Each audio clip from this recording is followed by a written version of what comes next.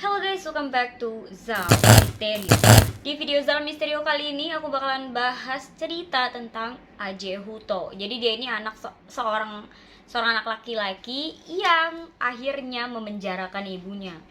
Jadi Aje Huto ini benar-benar seorang anak laki-laki yang masih kecil banget dan dia harus mengalami atau menyaksikan kejadian yang horor banget.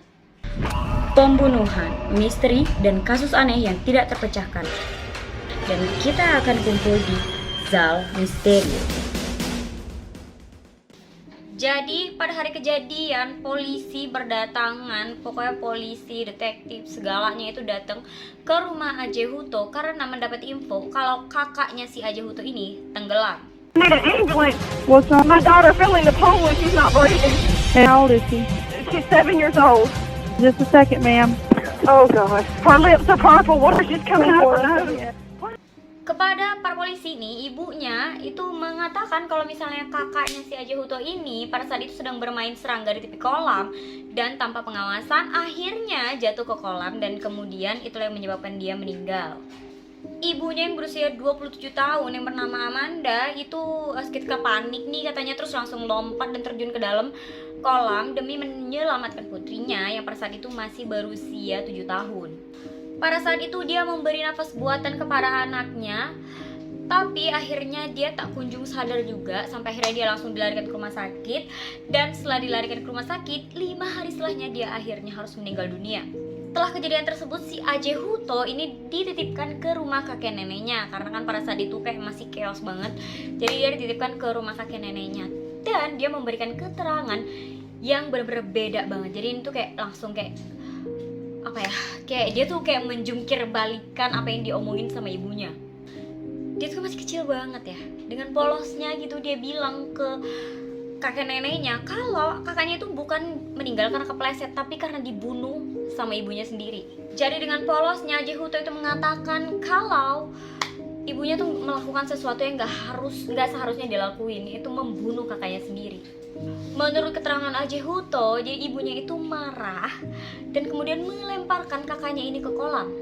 Mendengar apa yang dibilang sama Aje Huto, tentu kakek neneknya kaget dong ya. Nah setelah itu mereka pun langsung melaporkan hal ini ke pihak kepolisian.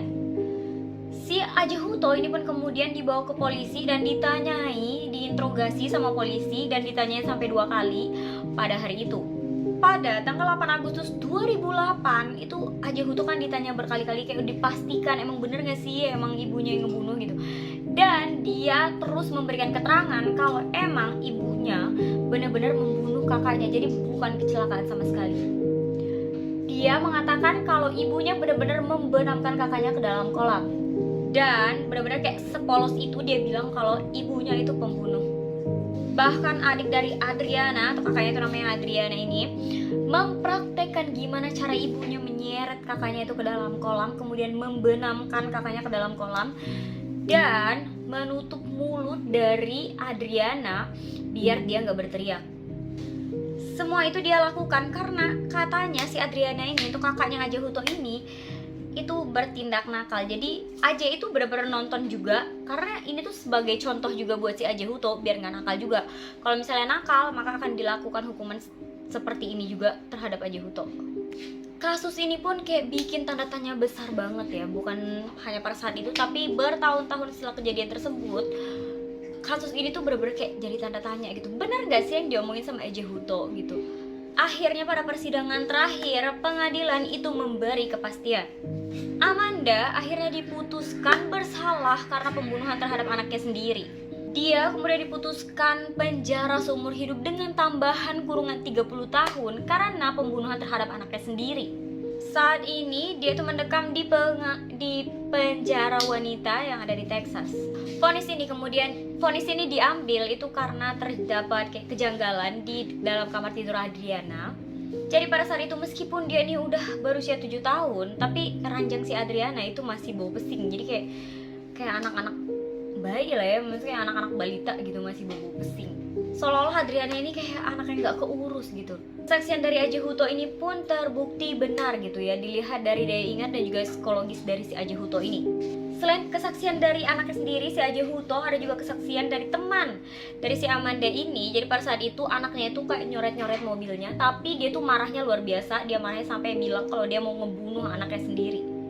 Padahal pada saat itu sih teman itu nganggap kayak oke, dia cuma kesel doang gitu. Tapi setelah kejadian ini kemudian teman itu memberikan kesaksian dong ya kan, kalau misalnya emang nih mungkin dia temperamennya luar biasa gitu. Dan emang pernah dia ngucapin kalau dia bakalan bunuh anaknya cuma gara-gara anaknya coret-coret mobil doang.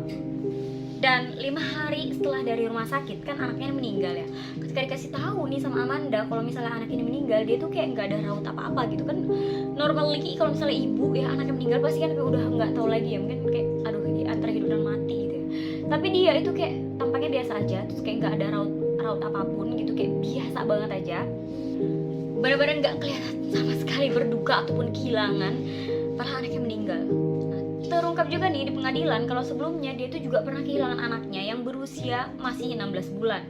Bayi laki-laki yang bernama Alex itu lahir ketika si Amanda ini masih kayak remaja ya, masih berusia 17 tahun. Dan penyebab kematian dari bayinya ini itu adalah tekanan. Jadi kayak benar-benar yang kayak semuanya mendukung.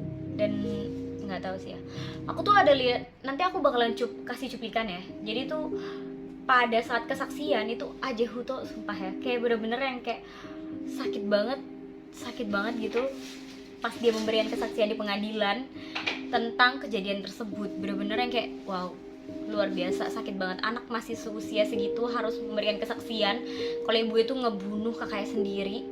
Dan ketika dikasih tahu kalau di belakangnya itu ada ibunya, kan pas dia ngasih kesaksian tuh dia tuh nggak tahu kalau ada ibunya gitu di belakangnya. Nah ketika dikasih tahu nih ibunya ada di belakang, dia tuh kayak bener-bener kayak breakdown, nangis luar biasa, kayak bener-bener kayak udah nggak kuat banget.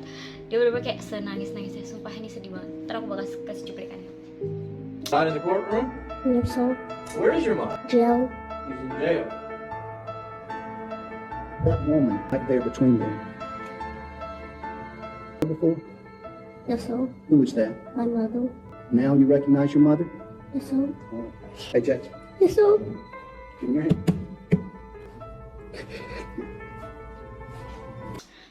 Nah itu dia cerita dari, kasihan banget ya ampun, itu masih kecil banget, masih balita ya, 5 tahunan, 6 tahunan. Harus ngalamin hal kayak gitu, sumpah sedih banget. Pasti trauma deh sehidup-hidup. Gila sih, parah. Ada ibu segila itu ya. Dah pokoknya kayak gitu aja. Kalau misalnya ada kalau misalnya ada pertanyaan lagi, segini aja. Kalau misalnya kalian suka sama video ini, jangan lupa klik like, comment, and share. Dan segini aja video kali ini. Thank you and bye.